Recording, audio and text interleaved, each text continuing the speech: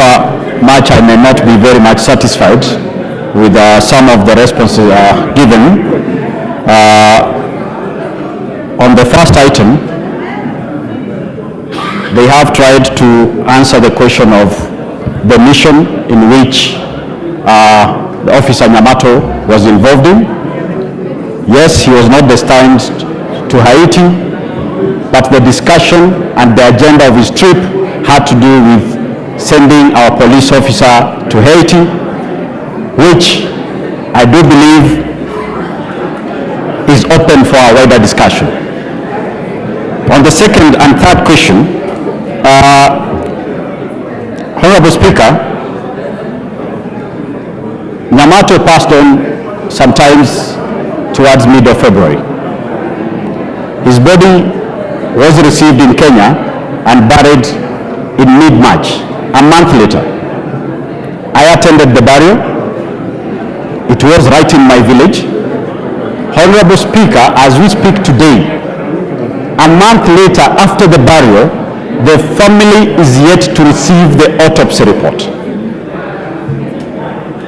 I didn't seek a statement on who did what.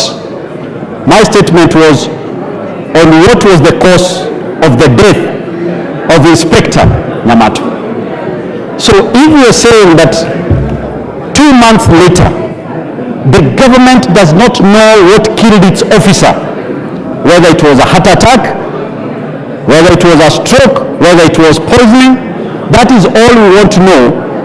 What led to the death of Inspector NYAMATO?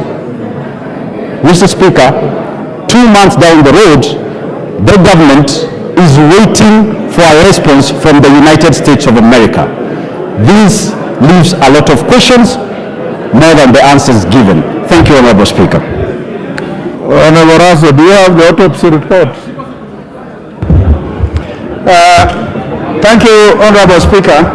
Honorable Speaker, I understand the concerns of the Honorable Member, but I think the issue that we both must understand, this officer died in a foreign country, where that information of autopsy may not necessarily be released to the government, but even if that is done, the person who must receive the information first is the family.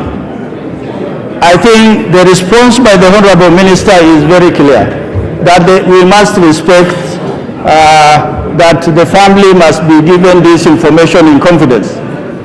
But as it were, we even spoke to the CS that is in contact with the Kenyan embassy in Washington, so that they are able to get this autopsy report. Thank you, Honorable Speaker. Yes, Wanda.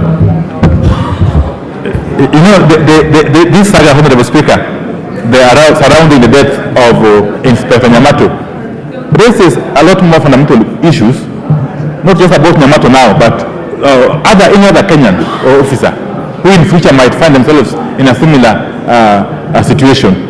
Honorable Speaker, I think the relevant persons, through the chair, should take this matter a bit more seriously.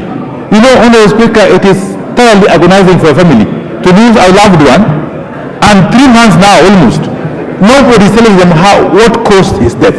You know, that is the simple thing the Honorable Gifaro is asking for. And the question of